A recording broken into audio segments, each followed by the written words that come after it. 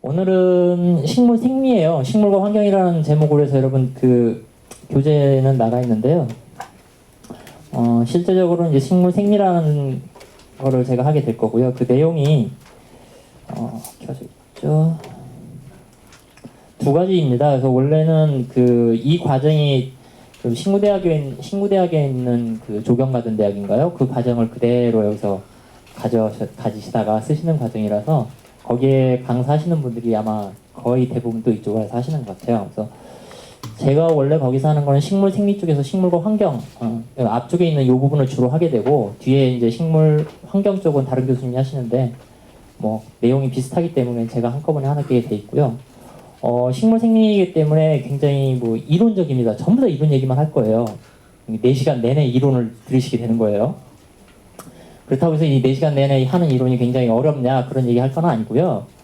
그 식물 생리라는 게 도대체 이런 시민 정원서에 뭔 필요가 있냐, 가정에 뭔 필요가 있냐 생각하시겠지만 그렇지가 않아요. 기본적으로 식물의 생리를 알고 계셔야지만 식물에 어떤 문제가 생겼을 때 왜 그럴까를 찾아내실 수 있어요. 그 과정을 찾아가는 게 이 식물 생리를 배우는 과정이다라고 보시면 됩니다. 그런 과정을 생각을 하시고요. 한 4시간 하겠지만 중간중간에 쉬면서 뭐 다른 재밌는 동영상, 저는 재밌는 얘기는 못 해드리고요. 재밌는 동영상은 틀어드릴게요. 진행을 하도록 할게요. 먼저 일단 요거 하나를 보고 가실게요. 일단 식물이라는 게 뭔가를 먼저 생각을 하고 가셔야 된다라는 걸 말씀드릴게요. 여러분이 생각하시는 식물들, 보통 주변에 있는 게 대부분 식물들이죠. 대부분의 것들 식물들인데 그 중에서 예를 들어 뭐 이끼, 고사리, 나무, 은행나무, 꽃 피는 것들, 옥수수 이렇게 전부 다 그 식물에 해당이 돼요. 식물에 해당되는데 우리가 식물이라고 정의를 할 때는요. 요거 여기 있는 용어 다 외우려고 하지 마시고요. 제가 말씀드리는 거 이해만 하시면 돼요. 이해만 하시면 돼요. 예를 들어 우리가 이제 바다에 살고 있는 식물 있죠. 해초류라고 얘기하는 미역, 다시마, 김. 얘네들은 식물에 들어갈까요? 안 들어갈까요? 들어갈 것 같은데. 우리가 해초라고 하니까 당연히 식물이라고 생각하시겠죠. 그죠? 녹조류, 그죠? 갈조류, 홍조류 이렇죠. 그죠? 근데 걔들은 엄밀히 식물에 포함이 안 돼요. 우리가 식물이라고 할 때는요. 여기 불 뒤 좀 보이시나요? 여기 조금만 꺼주세요. 그렇고요.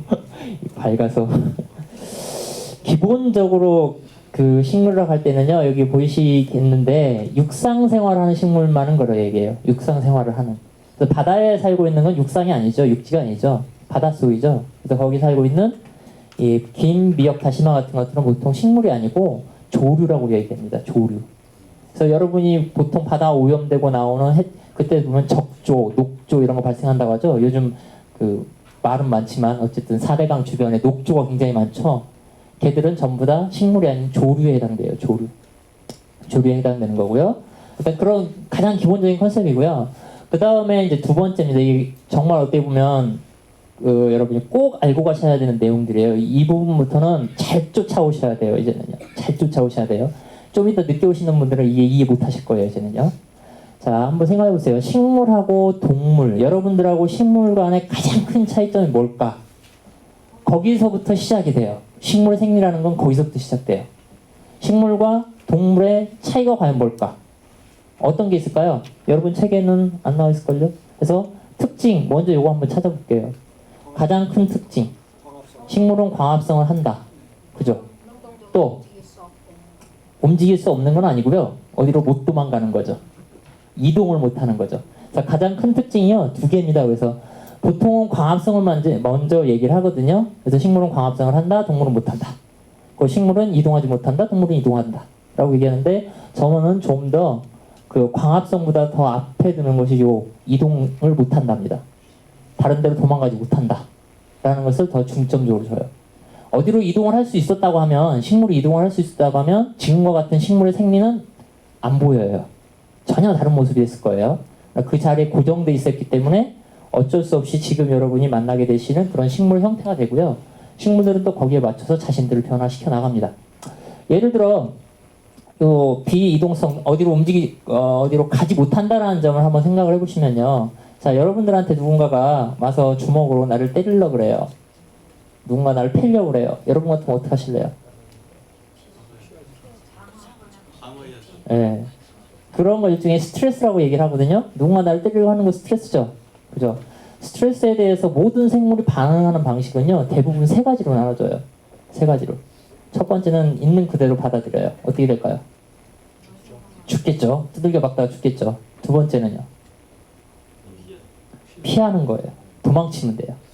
그죠? 도망치는 방식이 있어요. 세 번째는 맞서 싸우는 거죠. 잘하시네요. 근데 그게 식물한테 그대로 있거든요. 식물한테 그대로 있는데 그게 사람한테도 그대로 적용이 돼요. 그러니까 식물과 사람이 다르다고 생각하지 마세요. 단지 요거 하나 차이예요. 도망갈 수 있다 없다. 네. 자, 식물의 입장에서 초식 동물이 나를 뜯어먹으러 왔어요. 동물이 나를 잡아먹으려고 왔어요. 왜냐면 그 식물에게는 물도 있죠, 양분도 있죠. 그러니까 그 동물들 입장에서 애들을 뜯어먹어야 돼요. 어떻게 할까요? 세 가지 방법을 찾아보세요. 첫 번째는 다 먹혀서 죽으면 돼요. 그죠? 그러면 그 생물은 더 이상 존재하지 않죠. 없어졌겠죠. 그죠? 그러니까 계속 그렇게 첫 번째로 그대로 받아들여서 사라져버리는 종들은 지구상에 없는 거예요. 그죠? 그 사람한테도 그대로 적용드려볼까요? 요즘 입시 스트레스 굉장히 많이 받는 애들 있죠? 스트레스 그대로 받아들이는 어떻게 해요? 사실은 포기하고 가버리죠. 그럼 끝난 거예요. 그죠? 생물로서 존재 가치가 사실은 사라진 거고요. 그 다음 방법은 피하면 되죠. 어떻게 하면 피할 수 있을까요? 학교를 안 가면 되죠. 식물은요?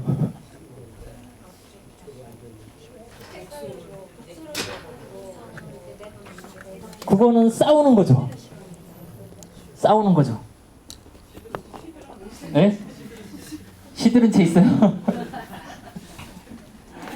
똑똑한 놈 중에 하나가 있어요. 그 민들레 아시죠? 민들레 같은 식물들은 그 동물이 아무리 뜯어먹어도 계속 나죠. 그 일종의 피하는 방법이거든요. 그게요. 어떻게 되죠? 그거는? 씨를 날리는 것도 그저 피하는 방식 중에 하나예요. 그죠? 그런 게 이제 회피하는 방식인데, 또 하나의 방법은 너 먹으려면 먹으라예요. 먹으려면 먹어라. 써도 먹어요, 걔들. 그런데 나만 살아남으면 돼요. 그죠? 뿌리만 살아남으면 돼요. 이게 일종의 회피 방법이에요, 이런 것들요. 그죠? 그렇지 않고 이제 세 번째, 마지막으로 이제 싸워서 이기는 방법 있죠. 어떻게 하면 싸워요? 독을 만들어내야 되죠. 그죠? 독을 만들어서 곤충이나 애들이 나를 못 먹게 한다든가. 그래서 독이 있는 식물들이 많이 있죠. 또 하나의 방법은요? 가시를 만들어낸다든가. 또 뭐가 있을까요? 독의 일종의 하나가 피톤치드라는 건 아시나요? 여러분들 피톤치드 많이 들어보셨죠? 어디에 쓰죠? 피톤치드는?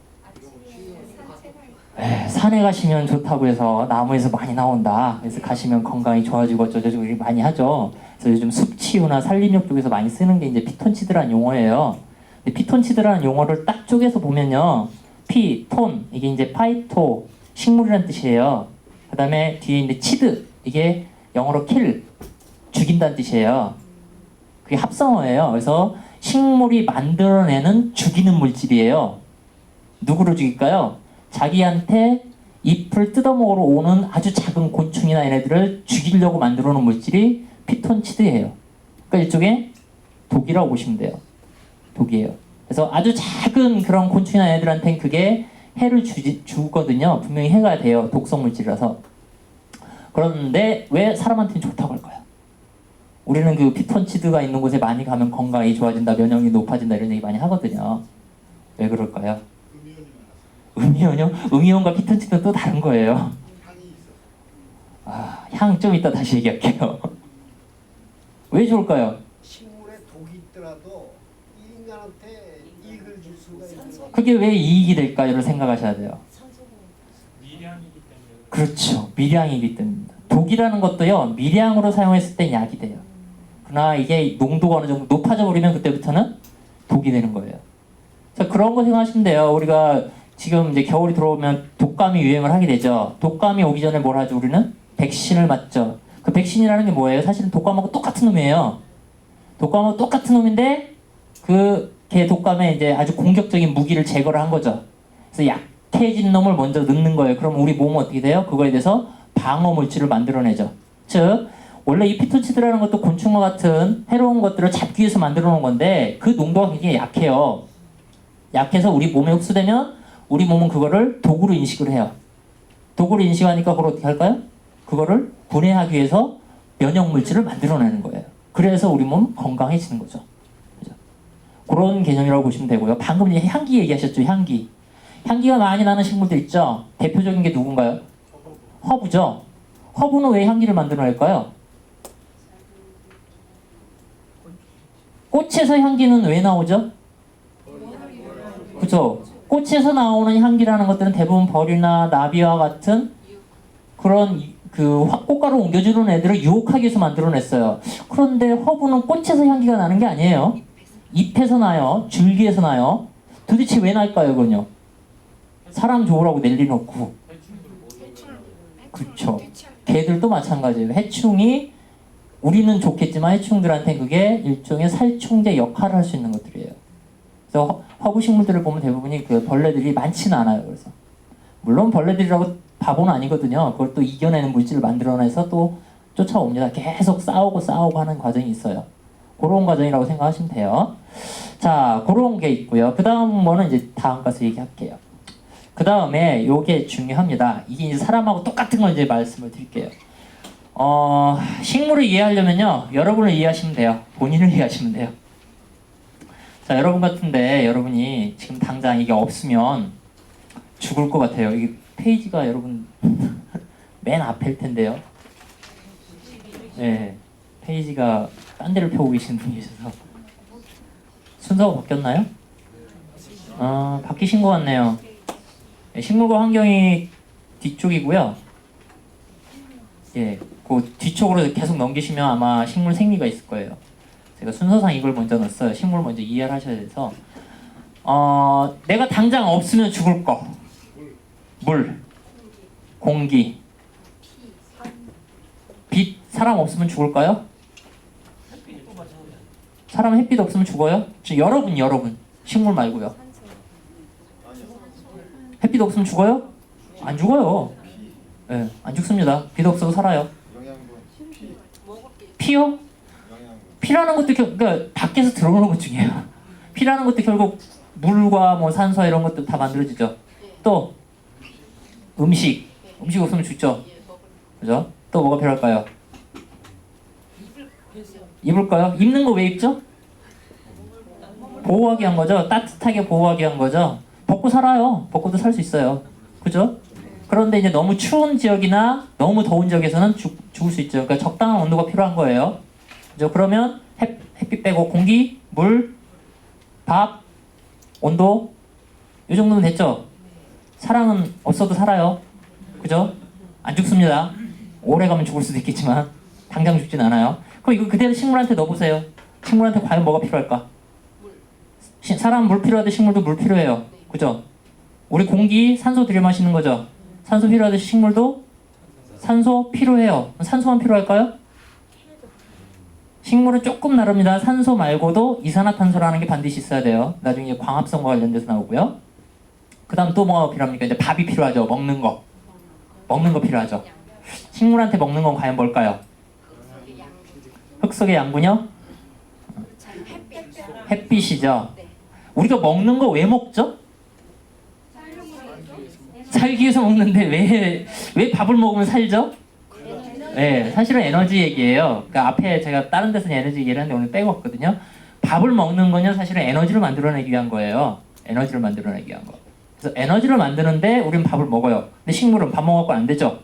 그 밥에 해당되는 게 누구예요? 햇빛이에요. 햇빛.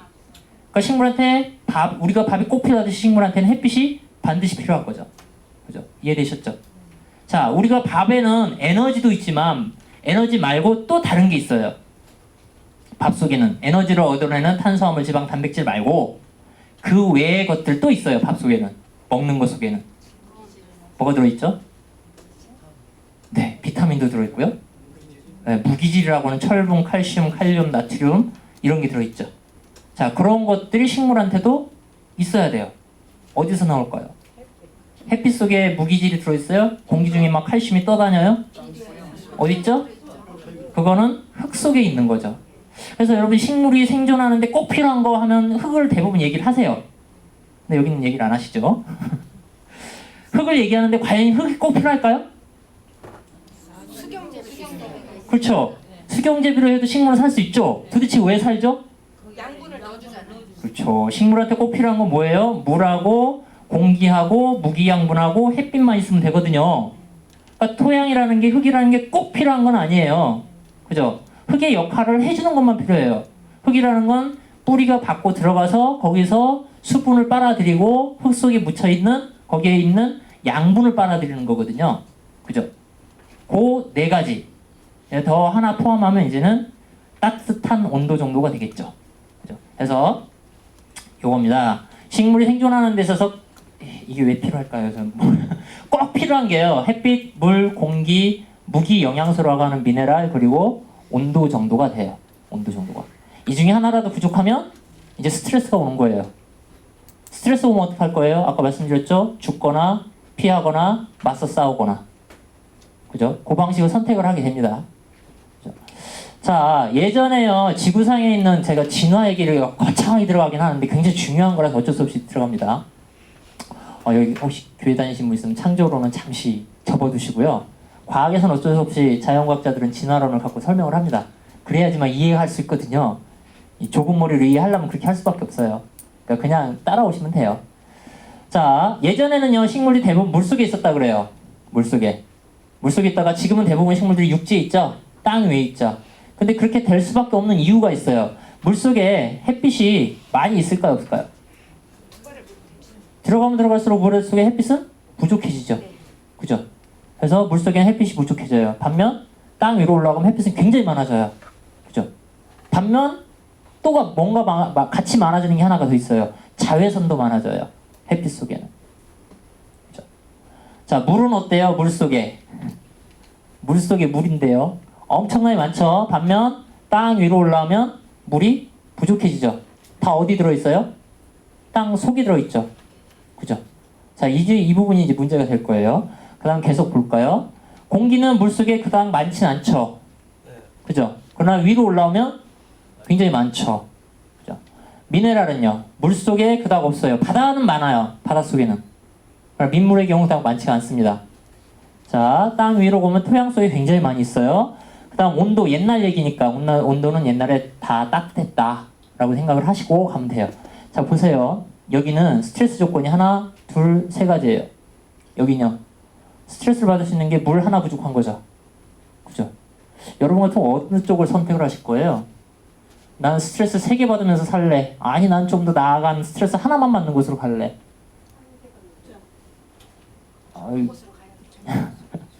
선택은 다양합니다.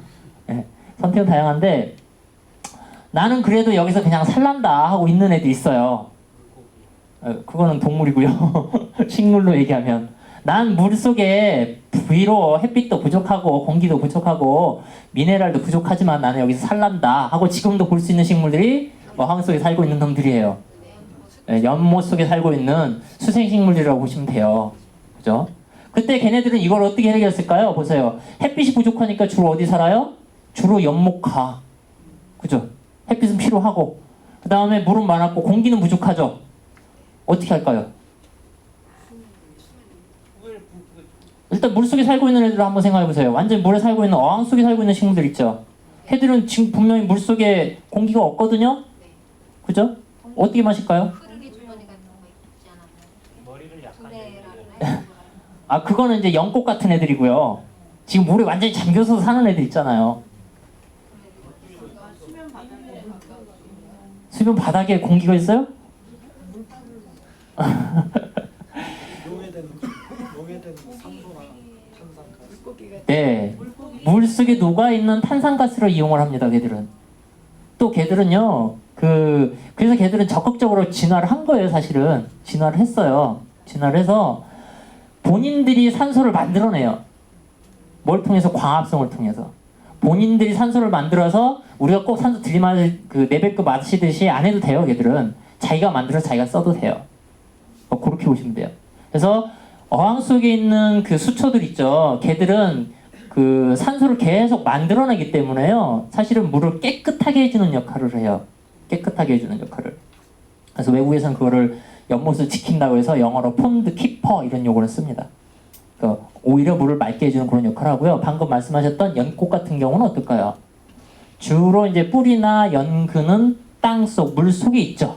반면 뭐가 있죠? 줄기하고 잎은 위로 이렇게 올라와 있죠. 왜 올라와 있어요? 광합성을 주로 할 수 있는 햇빛. 물은 여기 물속에 풍부하니까, 네, 그죠? 물 풍부하고 햇빛 부족하니까 올렸고, 그죠? 그 다음에 공기 부족하니까 올렸어요. 그죠? 그래서 잎을 이렇게 올려서 여기 있는 공기를 빨아들여서 누구한테 줄까요? 뿌리까지 보내줘야 되죠. 뿌리도 살아있어야 되니까. 그죠? 그러려면 뭐가 만들어질까 한번 생각해보세요. 여기에서 산소, 공기예요. 분명히 공기를 흡수를 해서 뿌리까지 보내줘야 돼요. 어떻게 됐을까요? 그러려면 당연히 구멍이 뻥 뚫려 있어야 되죠. 그죠? 그래서 여러분이 연근을 맛있게 요리해서 드시면 어떻게 돼 있죠? 구멍이 뻥뻥뻥뻥뻥 뚫려 있다 이거죠. 그죠? 그래서 그런 식물들은 바로 그게 공기 통로예요. 공기를 통로할 수 있는 그런 공기 통로라고 보시면 되고요. 그게 연근에만 있는 게 아니에요. 이렇게 연 줄기 잘라보신 적이 별로 없죠? 나중에 여기 연꽃 많으니까 줄기 한번 잘라보세요. 거기도 구멍 가운데 뻥 뚫려 있을 거예요. 그래서 잎에서 흡수한 공기를 쭉 빨아서 밑으로 넣어주는 그런 역할을 한다 보시면 돼요. 그래서 내가 부족한 게 있을 때 식물들은 그걸 해결하기 위해서 어떻게든지 나를 계속 바꿔나가요. 어떻게든지. 식물 세계를 보면 사람들도 배울 게 많아요. 그래서 자, 그 얘기를 말씀드리고요. 자, 이렇게 됐다고 보실 때 육지로 나오는 게 훨씬 더 유리해요. 근데 단 하나 뭐가 부족해요? 물이 부족해요. 물이. 그죠? 근데 물은 주로 어디 있을까요? 땅 속에 있거든요.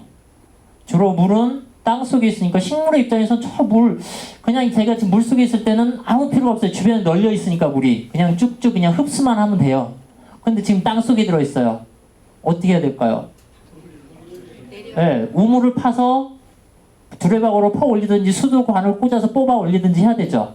그죠? 식물의 입장에서는 그래서 나오는 게 있습니다. 이때부터 굉장히 큰 변화가 나타나기 시작을 해요. 땅 위로 올라오면서부터 단 요거 하나 때문에 엄청난 변화가 생깁니다. 첫 번째, 물을 뽑아 올려야 되니까 뭘 만들어낼까요? 땅속에 뭔가 들어가야 돼요. 그래서 뿌리를 만들어내요. 뿌리를. 물속에 있는 애들도 뿌리가 있냐? 있지 않냐? 있어요. 근데 걔네들은 물을 흡수하기 위해서 있는 게 아니고요. 그냥 지탱하기 위해서 있는 거예요. 굳이 물을 흡수할 이유가 없어요, 걔들은. 그렇죠? 그래서 뿌리라는 게 만들어집니다. 그래서 뿌리라는 게 땅속으로 깊이 들어가서 물을 퍼서 이렇게 위로 올려 보내주는 그런 역할을 하게 돼요. 여기서 응용을 한번 생각해 보세요. 여러분이 집에 화분을 키우시는데요. 뿌리의 존재 이유 자체가 지금 여기서 나왔죠. 뿌리는 왜 있어요? 물하고 땅속에 있는 양분을 흡수하기 위해서 있는 거예요. 그죠? 그러면 화분을 키우실 때 화분에다가 물을 자주 줘갖고 물이 토양에 계속 흥건히 있는 놈하고요. 충분히 준 놈하고 가끔씩이에요, 정말. 가끔씩 살짝 말려요. 그리고 또 물 줘요. 살짝 말리고 또 줘요. 자, 어느 쪽이 더 뿌리가 더 왕성하게 자랄까 한번 생각해 보세요. 그렇죠. 뿌리가 발달하는 원인 자체는 물을 먹기 위한 거거든요.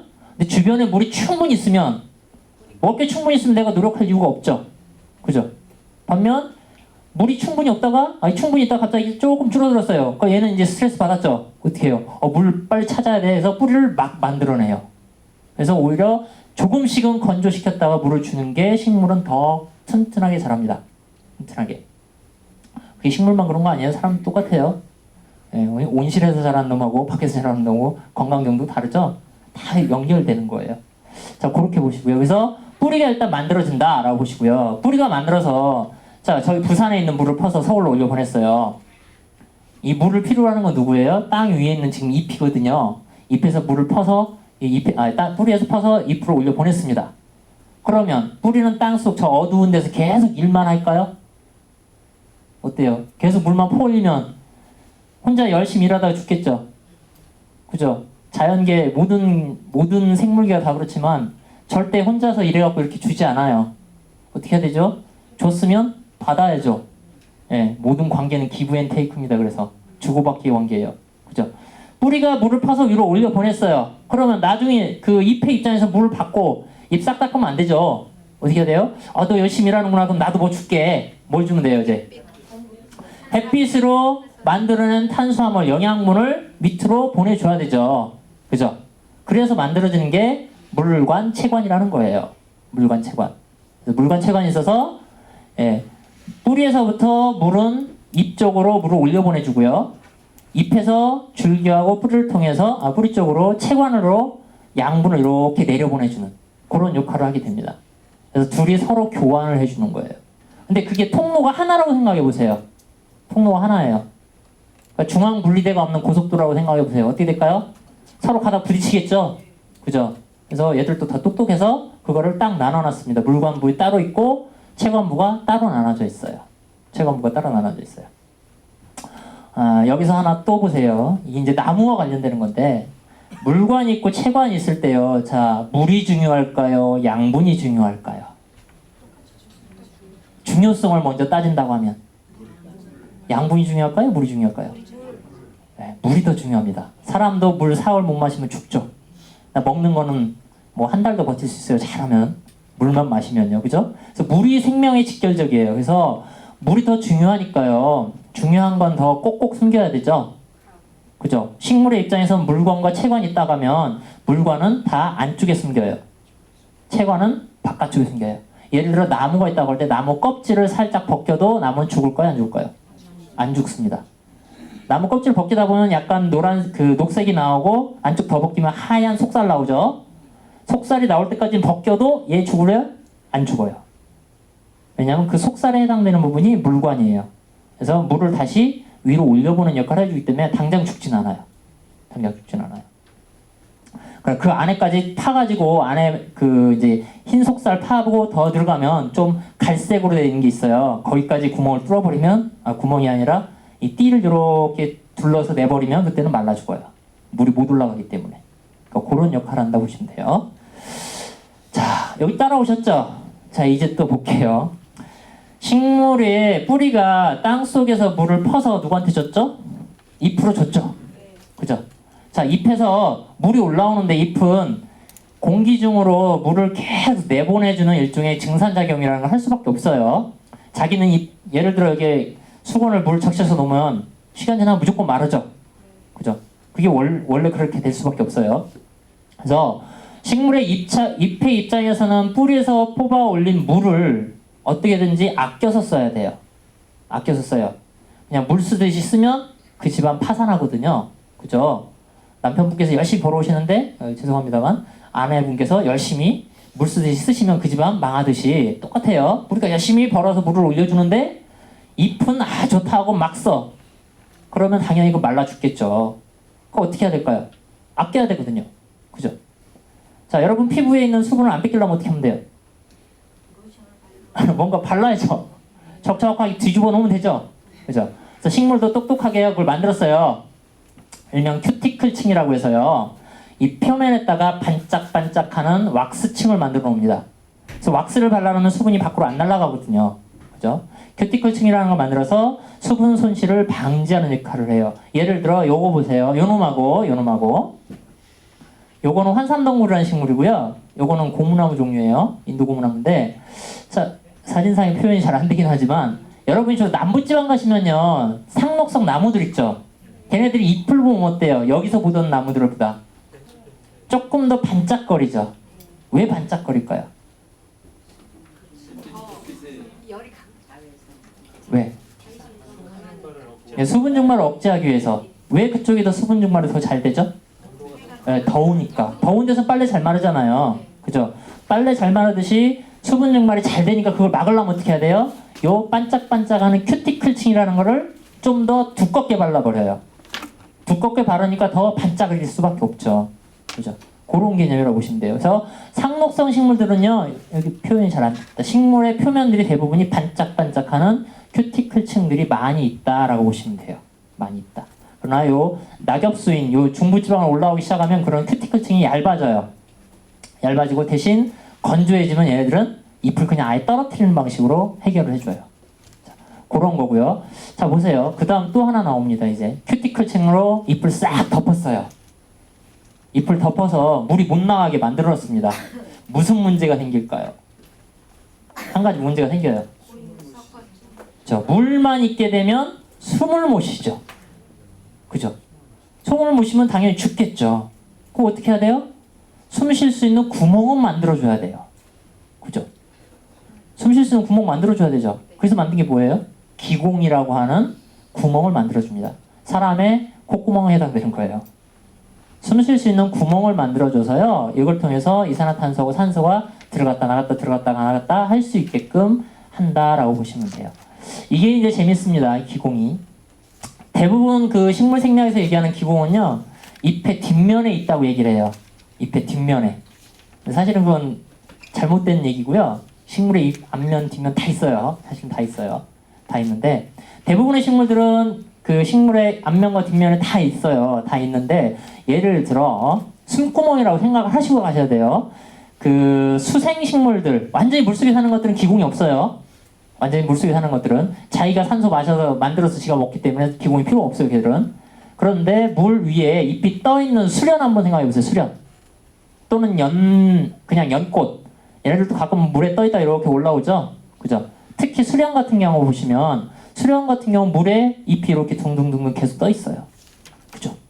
근데 요 개념을 생각했을 때 기공이라는 개념을 생각하면 기공이 잎의 앞면과 뒷면에 다 있다고 했는데 과연 맞을까요? 여기도 해당이 될까요? 그 얘기가? 그렇죠. 거기에는 해당이 안 돼요. 그래서 그런 수련식물 같은 것들은요. 잎이 계속 물에 이렇게 둥둥 떠 있기 때문에요. 여기에 밑에 잎의 밑면 쪽에 기공이 있으면 어떻게 돼요? 계속 콧구멍으로 물 들어오는 거예요. 그죠? 그러니까 식물들의 입장에서는 거기다 만들면 안 되는 게 당연한 거예요. 그럼 주로 어디 있어요? 위쪽에 있게 돼요. 요 위쪽에. 그죠?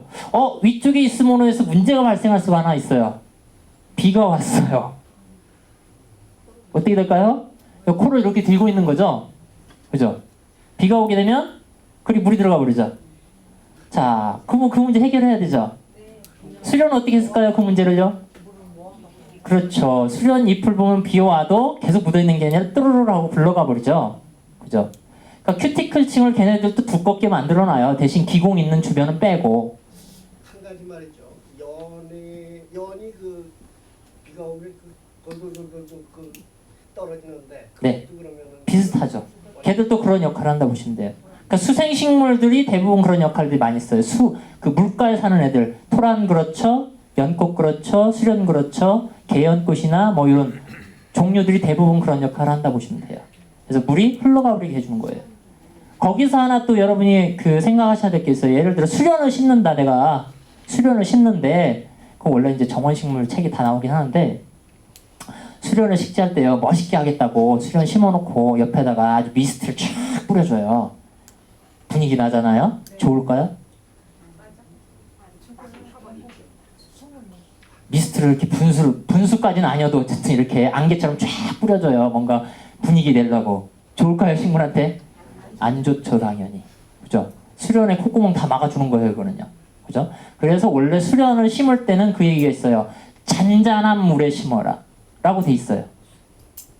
그러니까 잔잔한 물에. 물이 흐르지 않는 잔잔한 물. 또는 폭포 옆에 이런 데 안 된다는 얘기예요. 네. 폭포 옆에 심게 되면 튀는 물에 의해서 잎이 계속 젖어 있게 되죠. 표면이. 그럼 숨 못 쉬거든요. 그러니까 기본 원리는 어쨌든 여기에 있다라고 보시면 돼요. 이해하셨죠? 잘 쫓아오시네요. 자, 그 다음에 아까 공기 중으로 나오면 햇빛이 많이 있다고 했죠. 햇빛이 많은 대신 또 한 가지가 더 많다고 했어요. 자외선이 많아져요. 자외선. 자외선이라는 거 여러분 손을 쪼이게 되면 어떻게 되죠? 시커멓게 타죠? 타는 건가요? 위에 사실은? 타는 게 아니고 자외선을 흡수해서 또는 반사시켜버리는 우리 여기 뭐죠? 멜라닌 색소가 만들어진 거죠. 그죠? 그래서 이게 시커멓게 느껴지는 거죠. 식물의 입장에서도 자외선이라는 게 자기들한테도 해롭기 때문에 그걸 어떻게든지 제거를 해줘야 돼요. 제거를 해줘야 돼요. 그래서 어떻게 해요? 일단은 큐티클층이 반짝반짝하기 때문에 자외선 일부를 튕겨내요. 또 그래도 어쩔 수 없이 들어오는 애들이 있어요. 들어오는 애들이 있기 때문에 걔들을 흡수할 수 있는 색소가 만들어져요. 걔들을 흡수할 수 있는 색소. 그걸 보통 요 플라보노이드라고 하는 색소입니다. 색소 이름 안 외우셔도 돼요. 플라보노이드라는 색소인데 이 플라보노이드는 어디에서 보냐면 여러분이 주로 보시는 그 단풍에 들어가 있는 색깔 있죠? 단풍에 보면 빨갛고 이런 색깔 있잖아요. 이런 것들이 전부 다 플라보노이드 색이에요. 대부분 또 꽃에 있는 색깔들 있죠. 그런 것들이 전부 다 플라보노이드라고 하는 그 색소거든요. 얘들이 자외선을 흡수를 해버려요. 자외선을 흡수를 해요. 그러니까 그런 색소가 만들어진 기본적인 원인은 자외선이에요. 자외선. 자, 여기서 또 응용 들어갈게요. 자외선이 부족한 실내 식물을 심으면요, 꽃의 색깔이 진해질까요? 약해질까요? 약해집니다. 그죠? 왜? 플라보노이드라는 색소 자체가 처음에 만들어진 이유는 자외선과 같은 걸로부터 나를 보호하기 있었기 때문에 그런 나한테 왔던 스트레스가 사라지면 그걸 굳이 만들 이유가 없어지는 거예요. 그죠? 이해되셨죠? 그런 원리예요. 그래서 이거하고 비슷하게 생각을 하면요, 집에서 기르는 식물 중에요, 그 특히 이제 화분 식물에 이런 데 보면 무늬가 들어가는 식물들 많이 있어요. 그냥 녹색만 있는 게 아니라 거기에 무늬가 있는 종들 많이 있죠. 그런 종들을 화원에서 잘 사다가 놓고 집에서 기르다 보면 어느 순간 무늬가 사라져요. 그러면 이제 생각하시기에 야, 저놈들이 작아 팔았다 이런 생각을 하시거든요. 그죠? 그럴까요? 네. 햇빛이 부족해졌기 때문에, 자외선이 부족해졌기 때문에 나타나는 현상이에요. 그죠?